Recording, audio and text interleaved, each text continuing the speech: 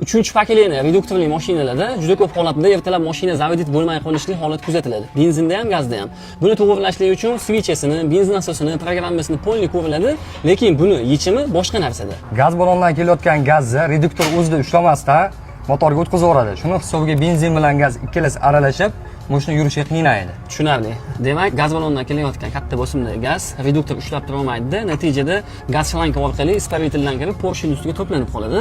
Natijada ertalab benzinga yurilsangiz ham, gazga yurilsangiz ham porshning ustidagi gaz yoki benzin to'planib qolganligi uchun mashina yurmasligiga sabab bo'ladi. Albatta. Bunaqangi holatlarda qanday yo'l tutiladi va qanaqa qilib yechim qilinadi? Buni sababi oddiy.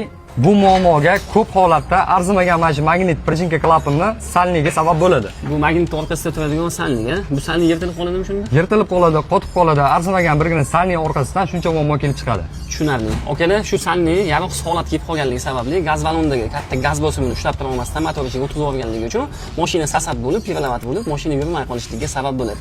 Bunday holatlarda reduktor bitta yuk tozalab, gazlarni nigroz qilinadigan bo'lsa, muammo butkul bartaraf bo'ladi.